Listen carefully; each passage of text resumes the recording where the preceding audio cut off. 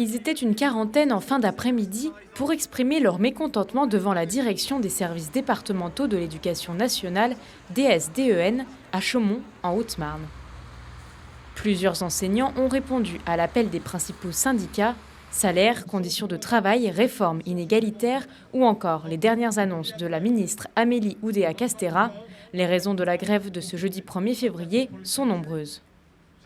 On a deux revendications principales. La première concerne les salaires, puisqu'on a notre profession donc a connu une très forte baisse de son pouvoir d'achat depuis une vingtaine d'années, et notamment au cours de ces 2 dernières années, puisque l'inflation était de 10% et notre revalorisation était relativement faible.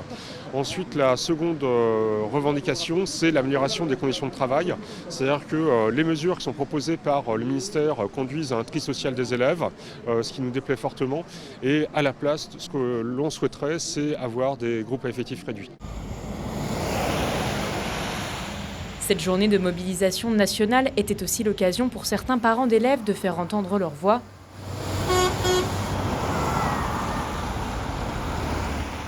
Ils étaient plus d'une dizaine ce matin à un carrefour situé entre les villages de Monniéville et de Contrisson dans la Meuse. Leur but, tenter d'obtenir des signatures pour leur pétition qui lutte contre la possible fermeture d'une classe au sein du groupe scolaire de Contrisson.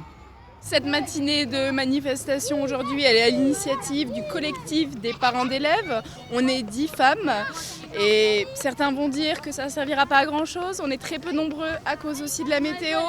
Nous, on se dit une chose, c'est que ne rien faire, ça signifierait cautionner la fermeture de la classe qui nous pend au nez. On se dit classe fermée, donc un enseignant en moins.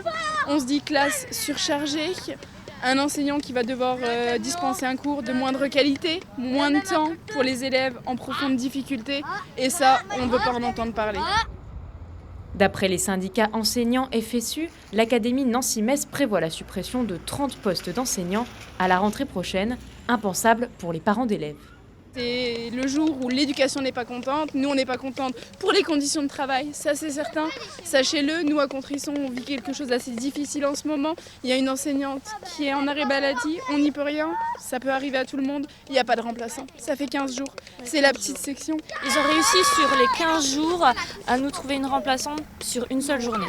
Une seule journée. On n'a aucune information pour la semaine à venir. C'est du jour au jour, on se lève le matin et on apprend qu'il n'y a pas de remplaçant, qu'il n'y a pas de maîtresse, et ça devient compliqué, quoi.